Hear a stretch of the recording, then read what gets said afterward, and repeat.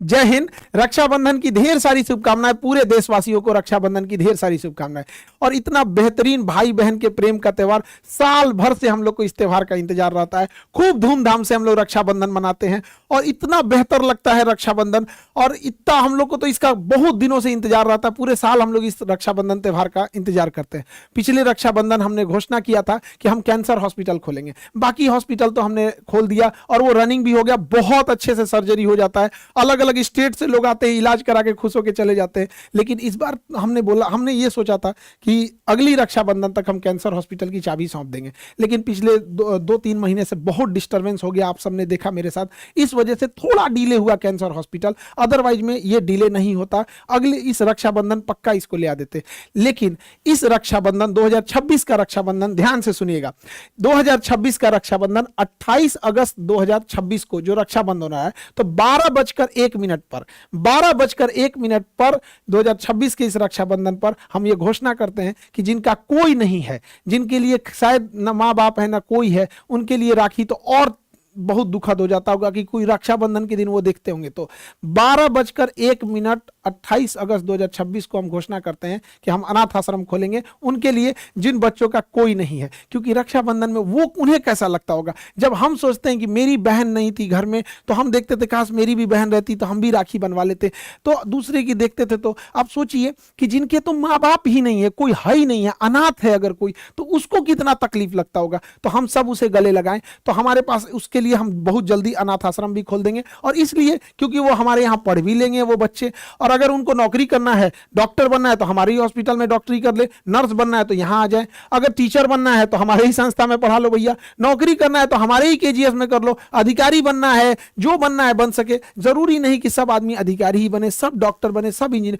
सब कोशिश करता है, सब अलग अलग फील्ड में जाता है। तो हमें लगा था कि मेरे पास जो इतना बड़ा इकोसिस्टम है, इस इकोसिस्टम का हम हेल्प करके एक बेहतर अनाथ आश्रम खोल सके। शायद आप लोग का प्यार मिले, आप लोग का सहयोग रहे, आशीर्वाद प्रेम बना रहे, तो उसे भी हम लोग बहुत अच्छा ले जाएंगे। जब उनका कोई नहीं है, हम लोग शायद घुल मिलेंगे। इतना बड़ा पूरी इंप्लॉई की एक ग्रुप है, कभी वो हॉस्पिटल में रहेंगे, कभी कोचिंग में रहेंगे, घुल मिल के पल बढ़ के बड़े हो जाएंगे और इस देश की ही सेवा करेंगे। आप जरूर कमेंट करके बताइएगा क्या ये इसे करना चाहिए, और इसे और क्या आपके मन में अगर और कुछ आइडियाज हैं इस अनाथ आश्रम को लेके, तो हमें काफी अच्छा सहूलियत होती है। ऐसा लगता है कि परिवार का हिस्सा कोई बोल रहा है यहाँ पर। तो इस रक्षाबंधन 2026 को 12:01 पर हमने घोषणा किया कि आप लोगों के लिए, जो समाज के अच्छे काम के लिए, एक अनाथ आश्रम खोला जाएगा। बहन सिर्फ राखी नहीं बांधती है, वो एक परिवार की उम्मीद बांधती है।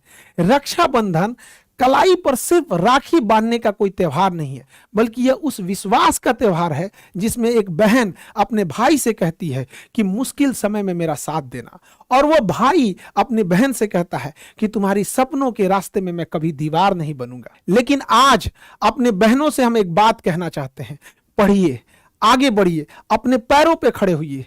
क्योंकि जब एक बेटी पढ़ती है ना, तो उससे केवल एक लड़की का भविष्य नहीं बदलता, बल्कि उस पूरे परिवार की सोच बदल जाती है।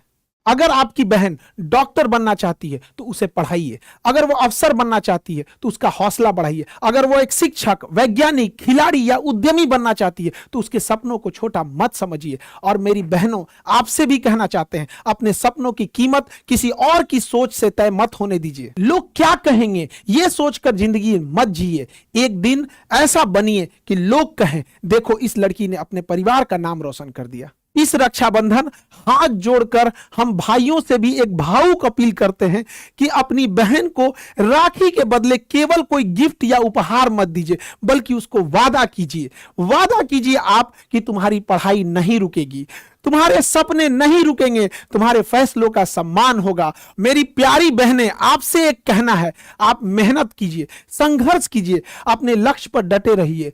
आप जब सफल हो जाएंगी तो आपकी सफलता ही सबसे मजबूत राखी बनकर साबित होगी। बहनों की असली रक्षा तब होगी जब समाज बेटियों को सुरक्षित, शिक्षित और आत्मनिर्भर बनने का अवसर प्रदान करेगा। इस रक्षाबंधन आइए हम सब मिलकर एक संकल्प लेते हैं, हर बहन पढ़ेगी, हर बहन आगे बढ़ेगी, हर भाई अपने बहन के सपनों का सम्मान करेगा, हर परिवार अपनी बेटी को बोझ नहीं बल्कि अपनी ताकत समझेगा। यही सच्चे मायने में इन अपनी बहनों के लिए रक्षाबंधन होगा। अपनी बहनों के लिए कहना जरूर चाहेंगे कि एक पिता 100 घर देखता है, 100 घर झांकता है अपनी बेटी के लिए, एक अच्छा रिश्ता के लिए।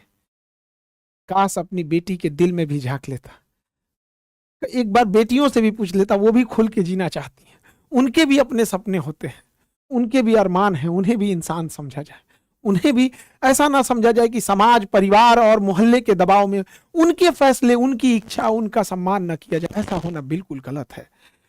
उनको भी पूरी बराबरी का समाज में हक होना चाहिए। अभी हम देख रहे थे कि एक टीवी पे बहस चल रही थी कि भगवान है या नहीं है, भगवान एग्जिस्ट करते हैं कि नहीं करते। अरे बहस तो इस बात पर होना चाहिए कि इंसान के अंदर इंसान है या नहीं है।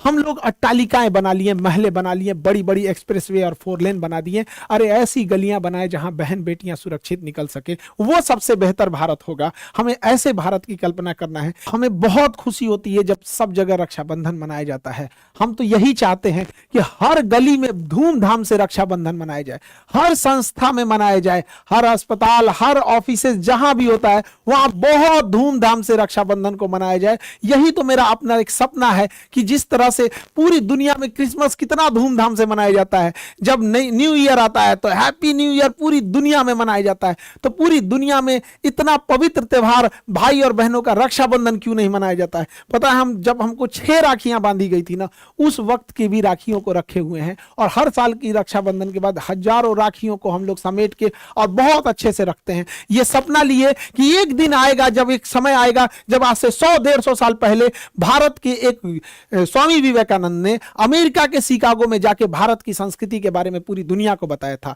हम वो राखी को इसीलिए समेट के रखे रहते हैं कि एक दिन आएगा, आप देख लीजिएगा, जब शिकागो में भी जाके रक्षाबंधन मनाया जाएगा। और इन सारी राखियों को उसी दिन के लिए समेट के रखे हैं कि जब स्वामी विवेकानंद की उस पावन धरती जहां शिकागो में उन्होंने भारत की संस्कृति को बताया था, एक दिन वो जरूर आएगा जहां वहां भी जाकर और रक्षाबंधन का त्योहार मनाएंगे और इन सारी राखियों को वहां ले जाएंगे और पूरी दुनिया को दिखाएंगे कि देखो एक देश ऐसा भी है, हिंदुस्तान, जिसकी संस्कृति कितनी बेहतर है, जो पूरी धरती को ही, वसुधा मतलब होता है धरती, पृथ्वी को हम कहते हैं वसुधा, कुटुंब का मतलब होता है परिवार, कुटुंब मतलब होता है घर परिवार, तो वसुधैव कुटुंबकम, वसुधा ही मेरा परिवार है, पृथ्वी ही मेरा परिवार है। और ऐसे ही हम अपनी संस्कृति को जब बाहर ले जाएंगे तो पूरे परिवार को लगेगा, पूरे विश्व को लगेगा कि भारत जैसे संस्कृति कितनी बेहतर है। अभी देखकर बहुत खुशी होता है कि बहुत बड़े बड़े ऑफिसर्स लोग, बहुत पॉलिटिशियंस को देखते हैं हाथों में यहां तक राखियां बांध लेते हैं। उन सभी लोग का दिल से आभार करते हैं कि इस हम सब को मिलकर अपने इस भाई बहन के त्योहार को, इस रक्षाबंधन के त्योहार को